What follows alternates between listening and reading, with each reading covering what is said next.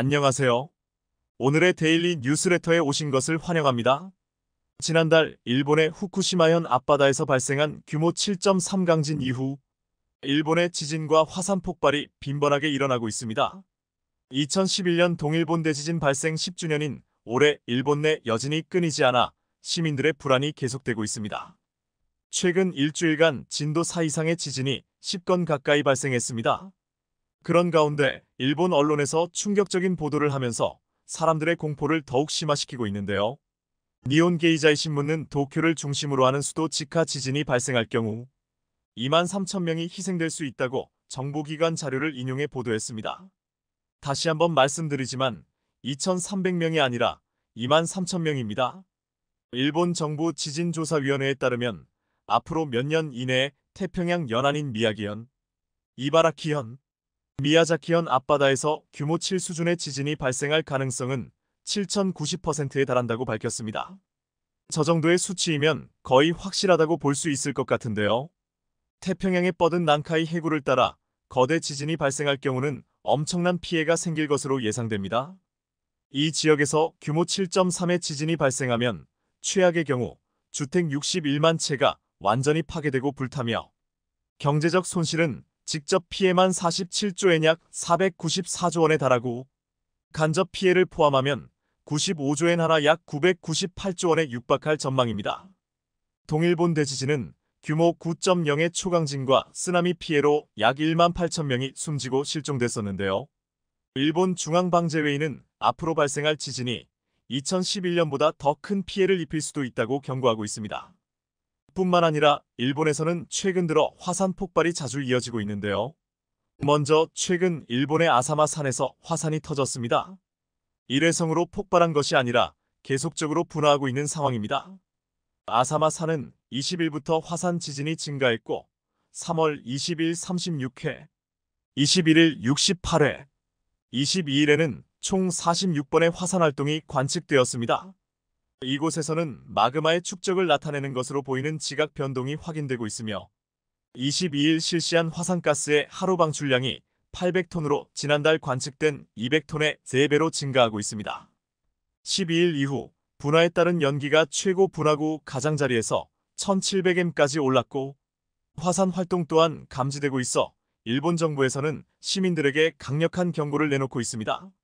한국 외교부에서도 위험을 인지하고 일본에 있는 한국인들에게 주의를 당부했는데요. 주 니가타 대한민국 총영사관 만전 공지사항에 아사마 화산 분화주의 안내가 걸렸습니다. 화구에서 대략 2km 범위 지역까지 화산탄과 화쇄류에 각별한 주의를 요구한다고 알리고 있습니다. 또 아사마 산에 이어 3월 27일 일본 가고시마의 사쿠라지마 화산이 분화했습니다. 이곳은 아사마 산보다 더 심한 폭발을 일으켰고 분야는 해발 5,000m까지 치솟았습니다. 2016년에 분화 경계 레벨이 3으로 격상되고 5년이 넘었는데도 아직도 활발하게 활동하고 있는데요.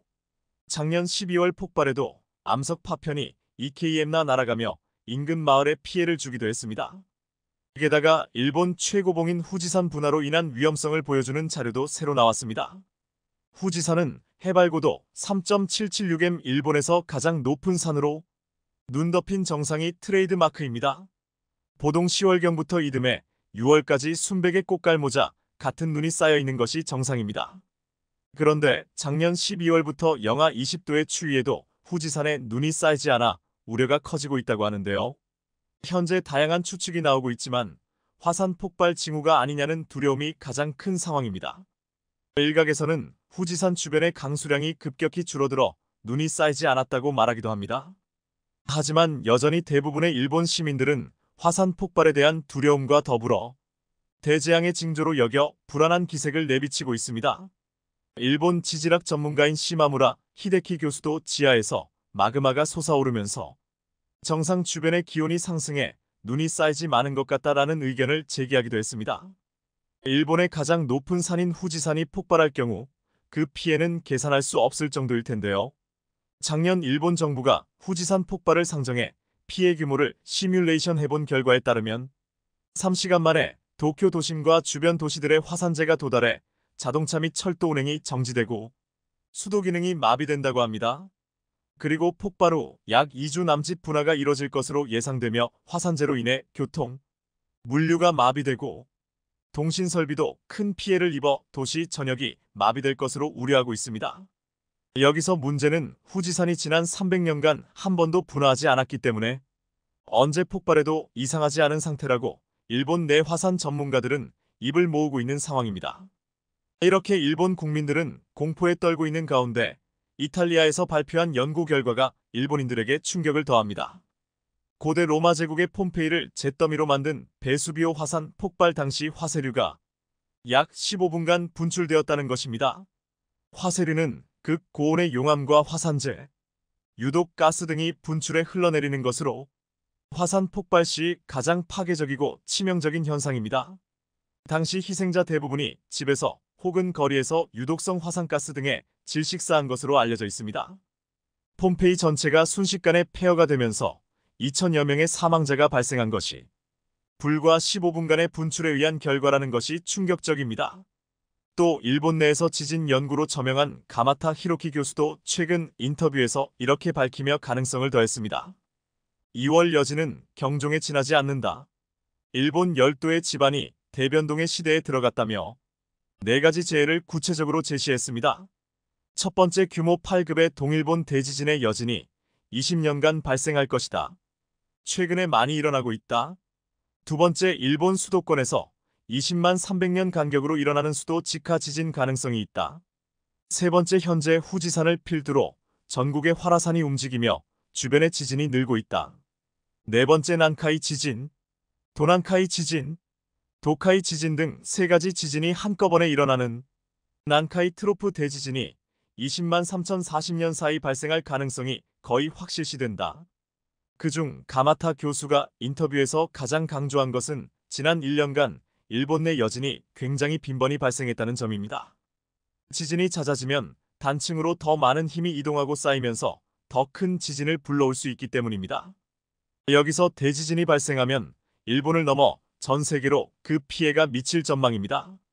대지진이 발생하면 가장 걱정되는 것은 후쿠시마 원전입니다. 최근에도 후쿠시마 원전에서는 원자로 건물 내부의 수위가 높아져 방사능의 위험도 증가하고 있습니다. 지난 11일 NHK 방송에 따르면 후쿠시마 원전 운용사인 도쿄전력은 3호기 원자로 건물 지하 1층의 수위가 점점 상승해 하루 만에 약 18cm 높아졌다고 밝혔습니다. 지난 2011년 후쿠시마 원전 사고가 발생한 이유는 15m에 달하는 쓰나미가 원전을 덮친 것이기 때문입니다. 당시 지진을 감지한 원자로는 만전을 위해 자동적으로 셧다운되었고 이를 대체할 비상발전 체계가 작동되었습니다. 하지만 몇 분 지나지 않아 15m에 달하는 쓰나미가 원전 앞을 가로막고 있는 5m 높이의 방파제를 부수고 원전을 덮쳤고 14호기 원자로 지하가 침수되었습니다. 당시 15m에 달하는 쓰나미의 위력은 상상을 초월할 정도였는데요. 이때 부서진 방파제를 조사한 결과 시속 1000km 속도로 비행 중인 전보제트기 250대가 한 번에 움직이는 힘이 가해진 것으로 조사되었습니다. 믿기 힘든 파괴력을 가진 쓰나미의 힘에 밀려 방파제가 단번에 붕괴된 것입니다. 1.9km 길이의 가마이시 방파제는 도쿄돔의 7배에 달하는 콘크리트 700만의 밀을 쏟아부어 만든 것으로 진도 8.5 규모의 지진에도 견딜 수 있도록 설계됐습니다. 특히 물 위쪽으로 8m, 아래쪽으로 63m 등 세계 최고 높이의 이 방파제는 기네스북에도 이름을 올리는 등 세계 최고의 보호막으로 불렸습니다. 하지만 무시무시한 쓰나미의 위력에 30여 년에 걸쳐 만들어진 방파제는 완성된 지 2년 만에 폭 100여 m 이상이 사라진 채로 박살난 것입니다. 초강력 쓰나미는 최후의 보루로 불려온 방파제 안쪽 방조제도 쓸어갔습니다. 이 방조제 역시 지역 주민들한테 만리장성이라고 불릴 만큼 견고함을 자랑했지만 강력한 쓰나미가 이 방조제를 타고 넘어 마을을 휩쓸어간 것입니다. 2011년 당시 엄청난 파괴력의 쓰나미가 방파제, 방조제 등 전부 휩쓸어갔지만 또다시 일본이 할 수 있는 일은 방파제를 다시 만드는 것뿐입니다. 가마타 교수가 언급했던 카이트로프 대지진이 일어나면 최대 34m의 쓰나미가 밀려오고 희생자가 32만 명에 이르는 역대 최악의 사태가 발생할 것으로 예상되기 때문입니다. 34회면 2011년 쓰나미의 2배가 넘는 수준인데요. 문제는 가마타 교수뿐만 아니라 일본 학계 전문가들 대부분이 난카이 트로프 대지진이 곧 올 것이라고 예상하고 있습니다. 일본의 암울한 미래가 그려지는 가운데 최근 일본에서 3000년에 한 번 피어난다는 전설에 꽂힌 토비카즈라가 개화했다는 소식도 나오면서 국가에 중대한 일이 발생할 것이라는 불길한 예감을 주고 있습니다. 하필이면 일본 내 악재가 겹친 상황이어서 더욱 논란을 사고 있는 것입니다. 최근 성황리에 마무리된 중동 지역 최대 규모의 국제 에어쇼인 두바이 에어쇼에선 국내 기술로 개발한 기동 헬기 수리온과 소형 무장 헬기 LAH가 시범 비행을 하며 UAE 상공을 화려하게 수놓았습니다. 실제로 4일간 이어진 에어쇼 행사에서는 수리온과 LAH가 매일 1회씩 시범 비행을 하며 다양한 기동을 선보이는 등 현지인들을 비롯해 전 세계에서 모여든 방산업계 관계자들의 이목을 집중시켰습니다. 수리온과 LAH가 해외 에어쇼에서 비행하는 것은 이번이 처음으로 특히나 이번 두바이 에어쇼에는 만수르까지 등판하며 엄청난 화제가 됐습니다. 국내 방산업계 관계자들은 수리온과 LAH의 두바이 에어쇼 참가를 놓고 국산 헬기 수출이 변곡점이 될 거라고 평가하며 앞으로 국산 헬기도 T-50과 같은 수출 효자 상품이 될 수 있다고 봤는데요. 그런데 실제로 에어쇼가 폐막된 지 얼마 지나지 않아 UAE로부터 최종 협상 소식이 들려왔다는데 한국산 헬기 수리온의 UAE 대량 수출 신호탄이 쏘아 올려졌습니다. 올해로 전력화 10주년을 맞은 KAI의 수리온 헬기가 UAE에 올해 수출될지 관심이 쏠리고 있는 건데요. 만약 수출에 성공하게 된다면 T-50 고등 훈련기와 FA-50 경공격기에 이어 세 번째 국산 항공기 수출이자 첫 회전익 항공기 수출이라 벌써부터 방산업계가 온 신경을 곤두세우고 있습니다.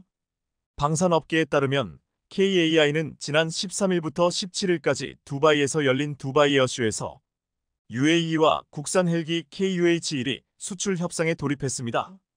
UAE는 올해 말 계약 체결을 목표로 자국에 도입할 헬기를 찾고 있는 중인데 반면에 우리는 UAE가 중동 방산 수출의 허브 역할을 하고 있기에 UAE를 중동 시장에 촉매제로 삼고 항공기 수출을 본격화하고 있는 상황입니다. UAE가 구매를 고려하고 있는 정확한 규모까지 알려지진 않았지만 UAE는 해상 활동에 적합한 모델을 찾고 있는 것으로 전해집니다. 그런데 KAI는 수리온을 바탕으로 해병대에서 사용하기 위해 제작된 파생형 상륙기동 헬기 마린온도 보유하고 있어 UAE가 해상작전에 적합한 형태로 설계 변경을 요청해 올 경우 이를 충분히 변경할 수 있는 여력이 있는 상황입니다. 이런 이유로 UAE 방위산업부는 이번 두바이 에어쇼에 참가한 수리온 헬기를 직접 살피며 헬기 도입에 적극적인 관심이 있는 것을 숨기지 않고 드러냈습니다. UAE 대변인도 KUH-1을 평가하고 있다며 UAE는 모든 장비에 대해 여러 단계의 테스트를 거친 뒤 완료되면 구매 결정을 내린다고 밝혔습니다.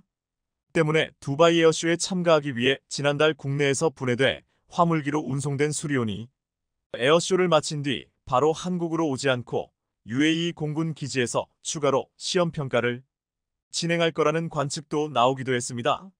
수리온의 수출 기본형 KUH-1은 수리온의 개량형으로 수출국의 요구를 만족하기 위해 수송 임무와 공격 임무를 둘 다 맡을 수 있는 다목적 헬기로 제작된 것이 특징입니다. KAI에 따르면 이는 수리온보다 외부 기체를 보강하고 내부엔 신규 인테리어를 적용했는데 특히나 UAE에서는 중동 지역에 특화된 사양을 탑재한 최신 기종이라는 점에서 군침을 흘리고 있는 중입니다. 그것도 그럴 것이 KUH-1은 미국 가민의 최첨단 항전 시스템 G5000H를 전면 탑재했는데요.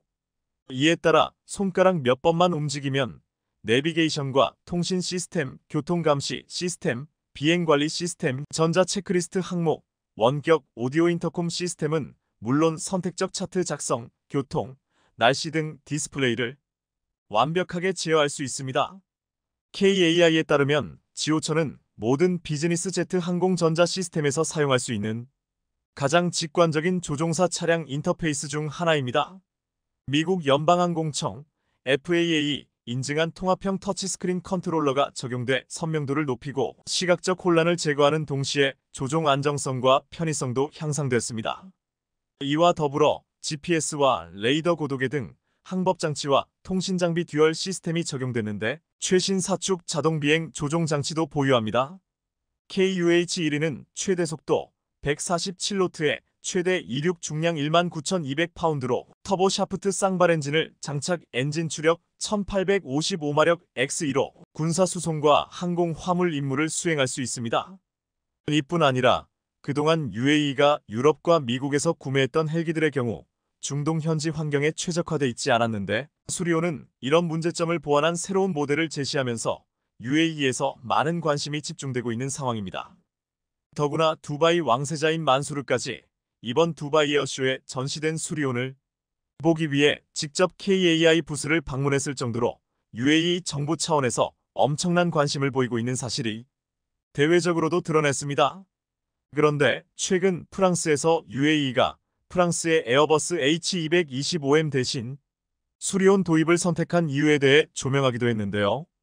사실 앞서 5월 UAE가 8억 8천만 달러 규모의 에어버스 H225M 12대를 구입하는 계약을 전면 철회했기 때문입니다. 실제로 최근 프랑스 매체는 수리온이 UAE의 관심을 독차지했다라는 제목의 기사를 보도하며 UAE가 수리온보다 한 등급 앞서는 기체인 H225M 계약을 철회한 이유에 대해 의문을 제기했습니다.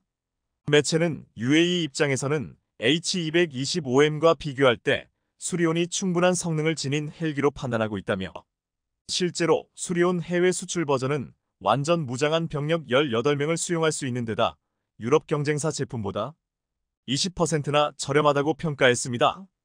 결국 프랑스에서도 한국의 수리온에게 밀린 이유가 있었음을 수긍하고 UAE의 선택을 이해하는 듯한 반응을 한 것으로 보입니다. 프랑스의 반응이 그럴 수밖에 없는 건 두바이 왕세자 만수르가 두바이 에어쇼 행사 기간 중 직접 KAI 부스를 찾아와 많은 관심을 보이는 등 전 세계 방산 업계를 발칵 뒤집어 놓을 만한 파격적인 행보였기 때문인데요. 실제로 만수르는 수리온 수출 기본형 KUH-1위에 남다른 관심을 보였는데 수리온 수출과 관련한 최종 협상을 진행 중인 가운데 긍정적인 기대를 할 수 있게 된 결정적인 대목입니다. 당시 강구영 KAI 사장은 부스를 찾아온 만수르 왕세자를 환대하며 다양한 KAI의 제품들을 소개하며 열띤 홍보 활동을 펼쳤습니다. 사실 수리온은 지난 10년간 운용되면서 기술 신뢰성이 이미 검증된 데다 UAE 내에서 한국 방산에 대한 우호적 분위기도 있어 올해 첫 수출 기대감이 매우 큰 상황입니다.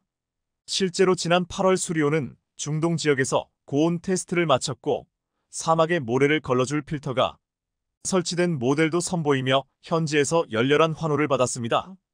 이런 가운데 이번 두바이 에어쇼에선 수리온 수출형 실물기가 최초로 공개되는 등 미사일 장착으로 공격력을 높이며 고객 맞춤형이 가능한 점까지 내세우며 UAE의 구미를 당기게 했는데요. 그런데 사실 UAE는 지난 9월 우리에게 KF-21과 관련해 인니의 미납금을 대납할 테니 공동 개발하자는 제안을 제시하는 등 여러 방면에서 한국 방산과 협력할 의지를 내비쳤었습니다. 당시 방사청에선 사실이 아니라고 밝혔으나 실제로는 유의미한 이야기가 오고 갔을 것이라는 게 방산업계 전문가들의 평가였습니다. 이렇듯 앞서 UAE가 KF-21에 대한 직접적인 협력 의사를 밝힌 만큼 수리온 헬기 구매 결정에도 긍정적인 영향을 끼칠 것으로 보이는데요. 사실 2010년대 초 수리온 개발이 완료됐을 때 KAI는 2023년까지 세계 헬기 수요가 1000대로 예상되며 수리온이 시장 점유율 30%를 차지할 것이라고 포부를 드러냈었습니다. 10여 년이 흐른 지금 수리온은 국내에서 230여 대가 쓰이는 주력 헬기로 발돋움했지만 수출 분야에서의 성과는 미미합니다. 작년부터 한국 방산은 전차, 장갑차, 훈련기, 군함, 잠수함 등 잇따라 해외 시장에서 수주 성과를 올렸지만 수리온은 부침을 겪은 탓에 단 한 대의 수출도 이뤄내지 못했습니다. 심지어 수출 가능성이 적지 않았던 필리핀에서도 성과를 거두지 못하자 우리 군 당국은 해외 경쟁자들과 차별화되는 특단의 대책이 필요하다고 판단하고 서울 ADEX 2019에서 KUH-1위 시제기를 처음으로 공개하며 상황을 반전시켰습니다. KAI가 2015년부터 4년간 500억 원을 투입해 개발한 KUH-1위는 현재는 신뢰성이나 가격 등의 측면에서 상당히 경쟁력 있는 기종인데요. 실제로 KUH-1E는 설계 단계서부터 군사용도로 쓰일 가능성을 고려했고 민간에서 10년 동안 사용된 실적을 토대로 신뢰성과 내구성 검증도 완벽히 이뤄진 상태입니다. 그리고 이런 분위기에 힘입어 본격적으로 우리 방산업계는 헬기 수출에 적극 나서며 올해 반드시 국내에서 처음으로 회전익 항공기 수출이라는 쾌거를 달성하겠다는 방침입니다. 이번 UAE뿐 아니라 사실 수리온의 잠재적 수출 시장은 정글이 많아 헬기 수요가 높은 동남아시아 등 개발도상국인데요. 이들 국가의 헬기의 군사적 비군사적 운용 효과를 극대화할 방법과 전술 및 기술을 수리온 수출 패키지로 함께 제안한다면 미국과 유럽 업체들과 차별화된 경쟁 우위를 갖출 수 있어 수출에 상당한 도움이 될 것으로 보입니다. 더구나 UAE를 비롯해 이집트, 이라크까지 수리온의 군침을 흘리고 있는 등 중동 지역에서의 새로운 기회도 엿볼 수 있을 것으로 기대되는 상황인데요. 실제로 최근 KAI에서 이집트, 이라크와도 수리온 수출을 위해 현지 방산 관계자들과 접촉하고 있다는 사실을 귀띔하면서 제2의 중동붐이 일어날 조짐을 보이고 있습니다. 앞서 강구영 KAI 사장은 국내 언론과의 인터뷰에서 UAE의 경우 수출이 가까이 다가온 국가라며 이집트와 이라크는 현재 저희들한테 다가오는 시장이 됐다고 밝혔습니다. 앞서 수리온이 중동 지역에서 고온 테스트를 통과한 데 이어 사막 모래를 걸러줄 필터가 설치된 새로운 모델을 선보이자 본격적으로 이집트와 이라크에서도 러브콜을 보내며 반응하고 있는 것 같은데요. KAI의 목표처럼 얼마 남지 않은 2023년이 수리온 수출의 원년이 되길 바라겠습니다. 국방홍보원이 29일 루마니아에서 K전차가 현지 시연한 영상을 올렸습니다. 태극기와 루마니아기를 달고 광활한 평원을 힘차게 달리며 포를 쏘는 모습이 굉장했습니다. 영상을 본 이들은 시연이기보다는 K 갈라쇼네요. 멋지다. 우승 확정하고 난 뒤하는 갈라쇼 같은 분위기네요. 라는 반응을 보였습니다. 한국의 K전차가 이번에 폴란드에 이어 루마니아에게도 수출되면서 인근국인 슬로베니아, 체코, 불가리아 등도 도입을 검토하고 있는 것으로 알려졌습니다. 그런데 루마니아에서 미국 에이브람스 전차를 제치고 K전차가 선택을 받자 놀라운 것은 루마니아와 주변국뿐만 아니라 미국에서까지 놀라운 반응이 나오고 있습니다. 이 소식이 레딧에 올라가자 이러한 반응이 쏟아졌습니다. 미국인으로서 나도 이를 권장한다. 우리는 해결해야 할 문제가 많습니다. 더 다양한 옵션을 육성하는 것은 유럽에 도움이 될 것입니다. 공화당이 압박을 가할 때 우리가 유럽을 지원할지 여부를 알기 때문입니다. 민주주의의 무기고가 좀 더 널리 퍼져 있다면 자유세계 전체에 더 좋을 것입니다. 그들에게 에이브람스를 구입하는 것을 권장하지 않습니다. 멋진 탱크지만 그녀는 유지관리 여왕입니다. 한국은 서방의 강력한 동맹국이다. 나는 유럽이 태평양 국가들의 미래에 더 많은 투자를 할 수 있도록 유럽과 한국 사이에 더 많은 관계를 구축해야 한다고 말하고 싶습니다. 게다가 저는 폴란드가 폴란드에 한국과 공동정비시설을 설립할 것이라고 믿습니다. 이는 한국과 유럽 사이의 공급 라인이 중단될 수 있는 분쟁 중에 탱크가 계속 작동할 수 있도록 유럽 대륙에서 상당한 양의 부품을 서비스하고 제조할 수 있음을 의미합니다. 여기서 우리는 독일 방위 산업의 실패를 볼 수 있습니다. 레퍼드 E는 루마니아의 완벽한 후보였을 것입니다. 그러나 독일조차도 이를 거둬들 수는 없기 때문에 다른 국가들은 기다리기를 원하지 않는 것 같습니다. 당신이 루마니아에 있고 트럼프 스타일의 대통령에게 예비 부품을 구걸해야 하는데 그가 왜 러시아의 땅을 돌려주지 않느냐고 말한다고 상상해보세요. 이제 한국은 유럽 국가들에게 미국이나 독일보다 더 매력적인 전차를 생산하고 있으며 러시아 무기에 실망한 국가들에게까지 새로운 무기 공급국으로 급부상하고 있습니다. 최근 우크라이나 전장에서 러시아군의 주력 전차가 망신을 당하고 있습니다. 이번 전쟁의 격전지인 우크라이나 동부 도네츠크준에서 미국 브래들리 장갑차를 탄 우크라이나군이 러시아군 T-90과 교전을 벌였습니다. 우크라이나군이 근거리에서 러시아군의 T-90을 공격하자 놀라운 광경이 펼쳐졌습니다. 브래들리 장갑차가 23발의 기관포를 퍼붓는 동안 단 3발의 대응 사격밖에 하지 못했는데 이후 다른 브래들리 장갑차가 집중 포격을 하자 무참하게 당했습니다. 현장을 벗어나려는 T-90은 통제력을 잃고 포탑이 홀로 빠르게 회전하기 시작했습니다. 27톤의 브래들리와 비교할 수 없는 전력인 46톤이 넘는 T-90은 러시아가 최신 전차로 자랑해왔지만 전장에서 보여준 위력은 형편없었습니다. 기관포를 단 브래들리, 장갑차의 사격 연습용이나 마찬가지였습니다. 전장에서 또 다른 T-90 전차가 제멋대로 회전하는 모습이 포착되었는데 유도광학 장치가 손상된 것으로 보였습니다. T-90의 유도광학 장치가 손상되어 사격 통제 시스템을 통제 못해 포탑이 제멋대로 회전했습니다. 이 모습을 본 한 전직 영국군 전차 사령관은 미숙한 승무원과 열악한 전자장비 등으로 인해 해당 결함이 나타났을 가능성이 높다고 말하기도 했습니다. 이어디스코 헤드 결함은 T-90 전차의 전자장치 고장일 가능성이 있다. 서방의 전차는 매우 정교한 사격 제어 시스템을 갖추고 있지만 러시아군의 전차는 이를 제대로 갖추지 못한 것으로 보인다고 했습니다. 전쟁 초기에 러시아군의 구형 T-72, T-80 전차가 대전차 미사일 공격을 받아 회전 포탑 내 비축된 탄약들이 2차 폭발하면서 포탑이 본체에서 튀어나가는 장면이 목격되었습니다. 이에 러시아는 최신형 T-90으로 대치한다고 했지만 T-90의 참혹한 실체가 드러나고 있습니다. 푸틴은 지난 2월 전차 공장을 방문해 T-90은 세계 최고라고 하면서 러시아 전차 기술을 극찬하며 신기술을 계속 개발해야 한다고 말했습니다. 푸틴은 전쟁이 벌어지면서 전차 생산이 5배가 늘었다고 극찬하며 전차 공장 노동자들과 대화하면서 T-90은 세계 최고의 전차로 우리 군뿐 아니라 적군도 세계 최고로 인정한다고 말하기도 했습니다. 러시아는 그동안 세계적인 방산 강국으로 방산 수출 시장에서도 미국에 이어 늘 2위 자리를 차지해왔습니다. 미국산 무기를 살 수 없는 국가들은 최고의 기술력을 가지고 있다는 러시아산 무기를 구입했습니다.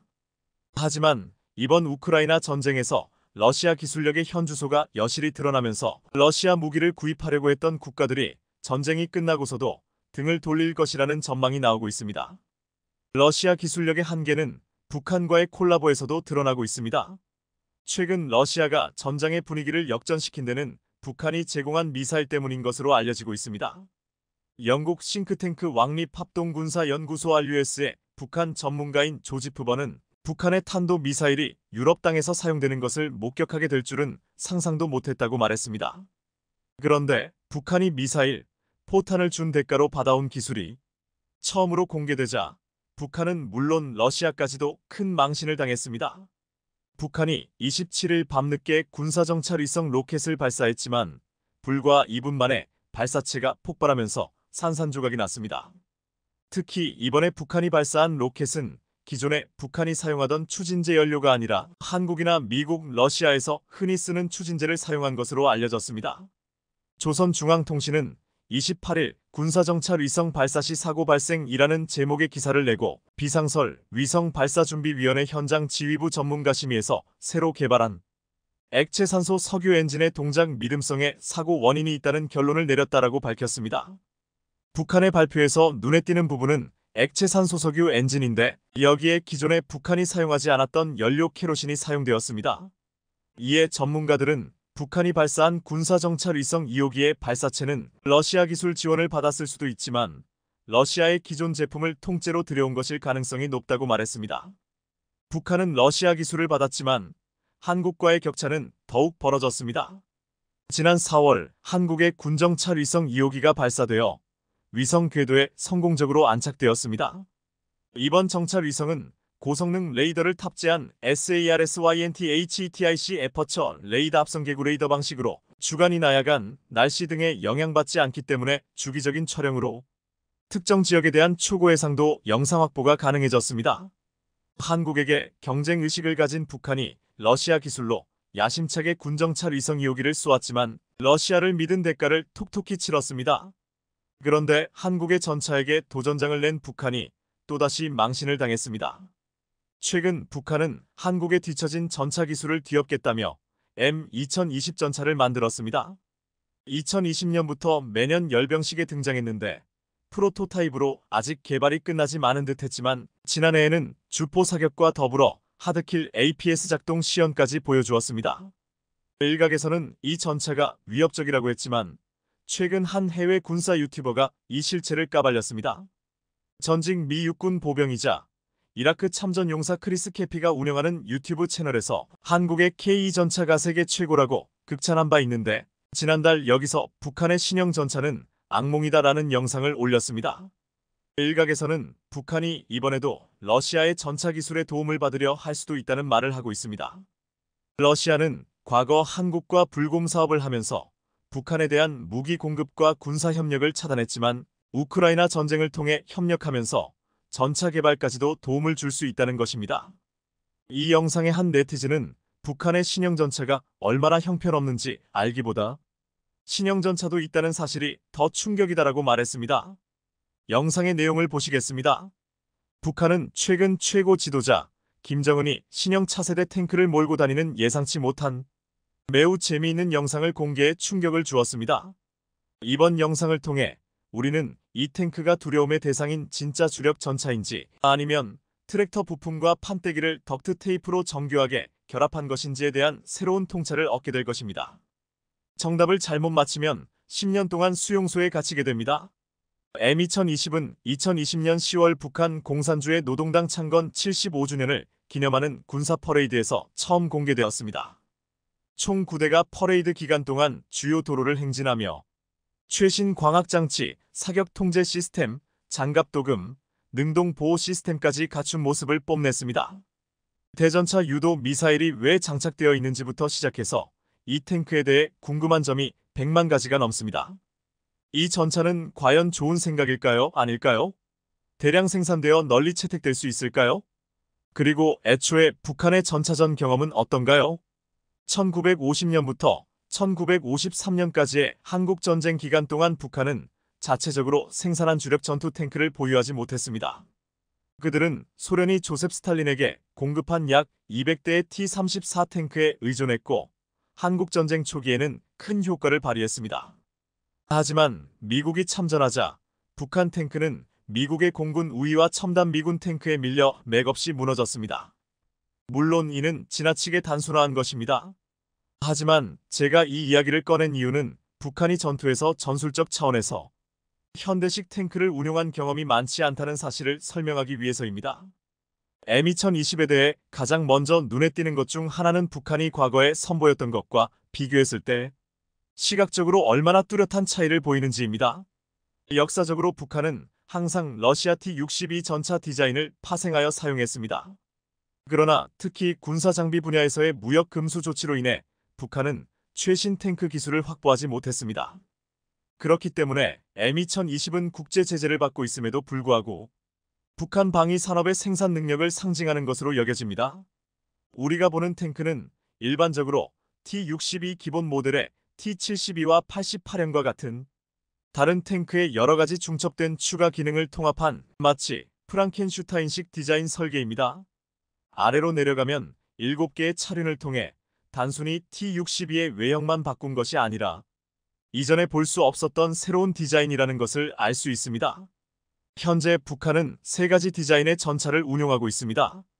참마호, 박풍호, 그리고 송훈 915가 있습니다. 이 모든 구형 탱크와 신형 탱크를 합치면 현재 북한은 35040대의 탱크를 보유하고 있는 것으로 추정됩니다. 일반적으로 북한 전차의 신형이 나올 때마다 여기저기서 몇 가지 점진적인 업그레이드가 이루어집니다. 그러나 M2020은 이러한 추세를 깨고 큰 도약을 시도하는 업그레이드들이 완전히 벽에 부딪혔습니다. M2020의 포탑에서 인상적인 부분인데 오른쪽에는 지휘관의 독립적인 열화상 뷰어가 있고 포수의 시야 쪽에서는 그 아래에 자체 열화상 조준기가 있는 원격 무기 시스템이 있으며 전차의 가장 이상한 측면 중 하나가 바로 눈에 띄게 됩니다. 포탑의 오른쪽에 듀얼 튜브 볼사 5ATGM 발사기가 있다는 걸 알 수 있습니다. 대전차 유도 미사일을 주전차에 추가하는 것은 새로운 아이디어는 아니지만 매우 의문스러운 아이디어입니다. 걸프전에 참전한 미국 M1 전차 지휘관이자 몇 권의 훌륭한 책을 저술한 화석월에는 전차에 이런 대전차 유도 미사일을 장착하지 않는 이유에 대해 비용을 고려해보자고 말하며 훌륭한 답을 제시했습니다. 다시 말해 실제 주전차에는 주포가 더 빠르고 정확하고 안정적으로 킬샷을 날릴 수 있기 때문에 외부 ATGM 발사기가 필요하지 않습니다. 그렇다면 왜 그럴까요? 북한이 왜 전차에 장착했을까요? 물론 저는 김 위원장과 직통 전화가 없기 때문에 확실한 답을 알 수는 없지만 개인적으로 약간의 군사 이론이라고 부르고 싶습니다. 저는 군사적 기교를 잘 알거든요. ATGM이 멋져 보이기 때문에, 더 정확하게는 으스스하고 무섭게 보이기 때문에 추가한 것이죠. 이 탱크와 퍼레이드는 상대방을 겁주려는 의도로 만든 겁니다. 이빨이 있는 것처럼 보이는 것을 적에게 보여주는 것이죠. 게다가 추가 미사일 탄약을 보관할 수 있는 별도의 저장 공간도 없는 것 같습니다. 미사일 발사대를 외부에 배치하면 여러 명의 승무원이 하차하고 재장전해야 하기 때문에 재장전 또한 거의 불가능합니다. 지난 1999년 흥콩 사운스 자이나 모닝포스트는 한국은 대러시아경 협자관 상환용으로 폐물에 가까운 노후 장비들을 도입해 굳고 손실을 초래했다라고 보도했습니다. 하지만 한국은 당시 러시아의 미사일, 잡수압, 전자 등을 가지고 와서 완전 분해의 중요한 기술을 습득했고, 이를 미국 등 서방의 기술과 연합해 놀라운 기술적인 도약을 이뤄냈습니다. 러시아의 기술에 어설프게 의지하는 북한과는 차원이 달랐습니다. 그리고 이제 한국은 러시아보다 더 훌륭한 전차를 만들고 있습니다.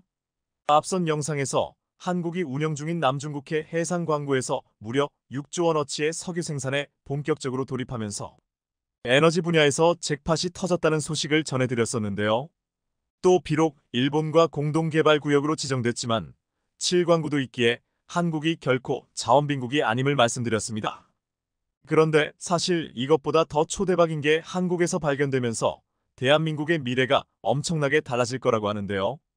실제로 전문가들조차 최근에 발견된 석유가 문제가 아니라며 난리가 났다고 하는데, 수출로 먹고 사는 대한민국은 과거부터 현재까지 안정적인 자원 확보가 최우선 과제일 만큼 에너지, 광물 자원에 집중하며 다양한 노력을 기울여왔습니다.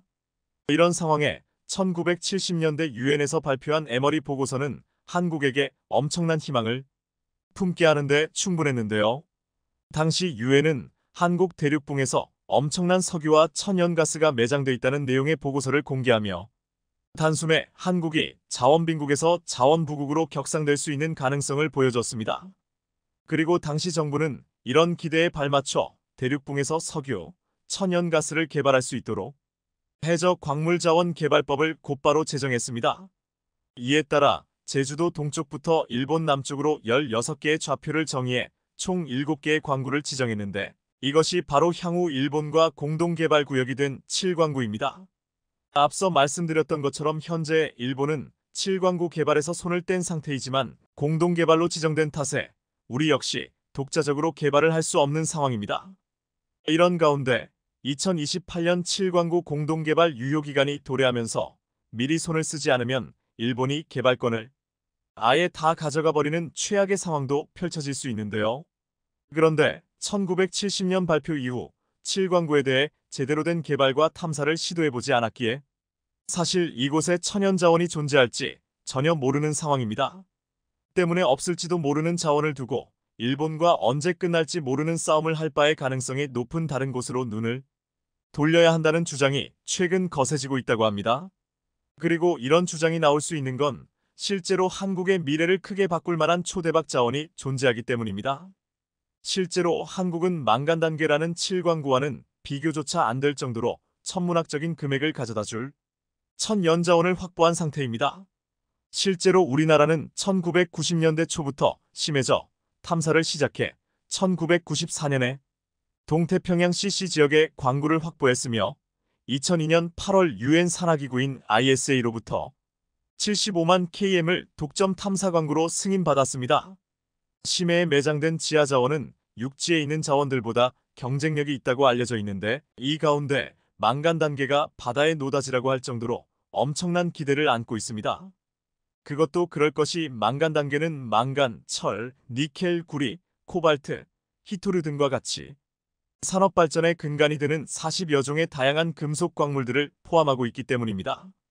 일반적으로 대륙붕, 대륙사면, 심해저 평원에서 망간 단계가 발견되지만 대부분 수심 4,000m 이상의 심해저 평원에 분포하고 있는 것으로 전해집니다. 현재까지 알려진 바에 의하면 북동 태평양 클라리온 클리퍼톤 균열대, 남동 태평양 페로분지, 북인도양 중앙 심해평원에 많은 양의 망간 단계가 분포하고 있다고 합니다. 이 가운데 자원 개발 경제성이 높게 평가되는 곳이 CC 지역 심해저 평원인데, 실제로 해당 지역의 니켈, 코발트, 망간은 육상에 부존된 양보다 26배 많은 것으로 알려졌습니다. 하지만 심해저에 분포하고 있기에 이를 확보하기 위해서는 이를 채굴할 수 있는 일종의 권한이 있어야 합니다. 그런데 한국의 경우 1994년 ECC 지역을 대상으로 미국 NOAA로부터 세계에서 7번째로 심해져 망간 단계 광구 15만 km을 등록하고 2002년 최종적으로 7만 5천 km의 단독 광구를 획득하기에 이르렀습니다. 그런데 최근 들어 심해져 망간 단계의 상업화 논의가 급물살을 타게 되면서 개발의 주도권을 갖고 있는 국가들이 다시금 주목받고 있는데요. 사실 망간 단계에 이렇게 주목받는 건 전 세계가 탄소 제로를 선언하면서 화석 연료를 대체하기 위한 새로운 에너지 자원을 어디서 조달할까에 대한 물음표로부터 시작됐습니다. 여기에 더해 전기차 시대가 도래하면서 배터리의 필수 요소로 꼽히는 리튬, 니켈 등 광물 확보의 중요성이 더욱더 부각됐습니다.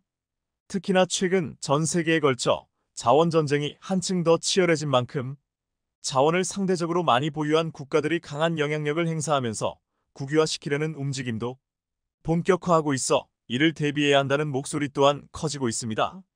그런데 한국은 이런 부분에서 낙관적인 상황으로 실제로 광물 자원의 안정적인 확보를 위한 우리의 여건이 나쁘지 않다고 볼 수 있습니다. 해수부에 따르면 우리나라는 한국해양과학기술원을 중심으로 망간 단계 상업 생산에 필요한 상용화 기반 기술 개발을 목표로 태평양 심해저 광물 자원 개발 사업을 수행하고 있는데요.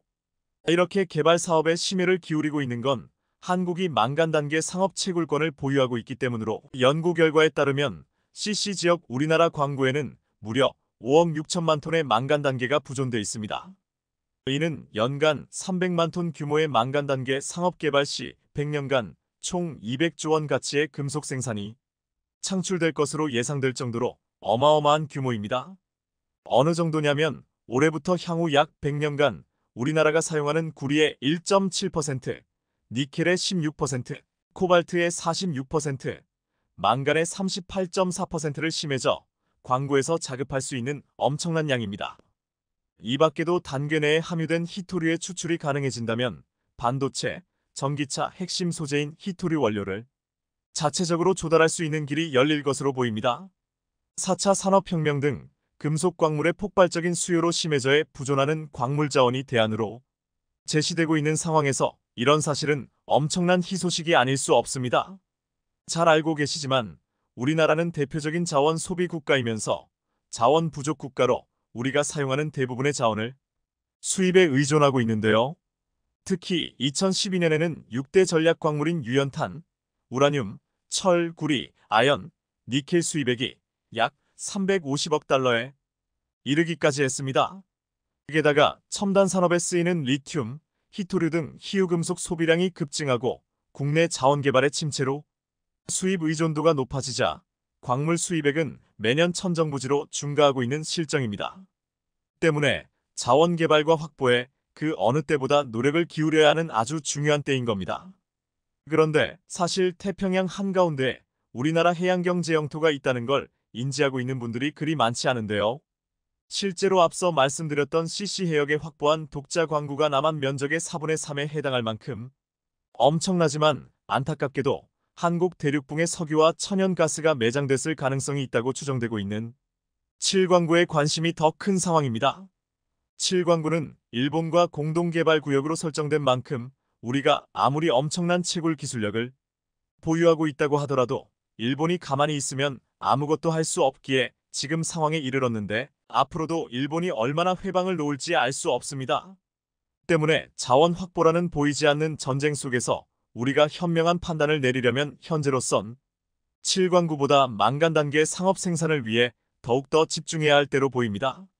실제로 7광구의 경우 정확한 탐사가 진행되지 않은 상황이기에 자원이 있을 거란 사실을 100% 확신할 수 없는 반면, 망간 단계는 6천만 톤이라는 확정적인 매장량이 이미 널리 알려진 팩트입니다. 특히나 망간 단계는 반도체, 전기차 등 첨단 산업의 기초 소재로 활용되고 있기에 더욱더 망간 단계에 대한 채굴 연구가 중요할 수밖에 없는 상황인 겁니다. 그런데 사실 한국은 이미 5000m 심해저에 있는 망간 단계를 채굴할 수 있는 기술을 보유하고 있는데요. 해수부에 따르면 지난 2016년 심해저에서 채집한 망간 단계를 파이프를 이용해 수면 위 채광선으로 이송하는 양광 시스템 개발에 세계 최초로 실증에 성공하는 등 망간 단계 채집 비법을 풀었습니다. 이로써 한국은 심해저 광물자원 개발 사업을 시작한 지 20여 년 만에 상용화를 위한 최강 핵심 기술을 보유하게 된 겁니다. 해수부에 따르면 한국해양과학기술원 선박해양플랜트 연구소는 2015년 포항시 북동쪽 수심 1200m 해역에서 이 같은 실증 실험을 수행했습니다. 해당 실험은 채광 로봇이 해저에서 캐낸 망간 단계의 수중 중간 저장소인 버퍼 시스템에서 망간 단계를 파이프를 통해 양광 펌프로 끌어올리는 시험이었는데요. 버퍼 시스템은 선박해양플랜트 연구소가 개발한 한국 독자 모델로 양광 펌프의 공급량을 조절해 안전하고 효율적으로 망간 단계를 저장하는 장치로 자체 개발 시스템으로 세계 최초로 실증 시험에 성공한 겁니다. 이에 따라 한국은 1370m에서 채광 로봇 미네로가 망간 단계 채광에 성공한 데 이어 미네로가 모은 망간 단계를 선상으로 옮기는 기술까지 완성하며 마침내 종지부를 찍었습니다. 앞서 2013년 우리나라는 심해저 광물 채광 로봇 미네로를 세계 최초로 개발해 심해저 주행 경로 시험에 성공하는 등 그 당시에도 전 세계를 깜짝 놀라게 했는데요. 5000m에 잠겨있는 망간 단계를 찾아내 한데 모으는 핵심 역할인 집광 작업을 미네로가 수행하는데 이 로봇은 한국이 2003년부터 10년 동안 230억 원을 들여 개발한 성과입니다. 미네로는 사전에 계획한 주행 경로를 따라 스스로 다니며 망간 단계를 채집할 만큼 똑똑한 로봇으로 해저의 굴곡진 지반 위에서 방향 제어와 직진, 선회를 할 수 있습니다. 특히 지면과 마찰이 큰 곳이나 진흙에서도 자유롭게 움직일 수 있는 무한궤도 항법으로 이동하며 주행을 스스로 제어할 수 있는 자동화 기능도 갖췄습니다. 그런데 사실 미네로처럼 아주 연약한 심해저 지반에서 경로를 따라 자동 주행할 수 있는 채광 로봇은 세계 어디에서도 개발한 사례가 없는 한국만 유일하게 보유한 기술입니다. 여기에 더해 미네로는 단순히 경로를 따르는 것뿐 아니라 빠른 속도를 유지하면서 작업의 속도도 엄청난 채집량을 기존보다 크게 늘릴 수 있습니다. 이렇듯 한국은 양광 시스템의 주요 설비의 설계와 제작, 설치, 운영에 이르는 모든 단계를 우리 자체 기술로 해결할 수 있는데요. 해양자원 개발의 상용화가 눈앞으로 다가온 만큼 한국은 해저의 노다지 망간 단계라는 미래자원을 확보하는 그간의 노력의 결실을 거둘 일만 남은 것 같습니다. 시청해주셔서 감사합니다.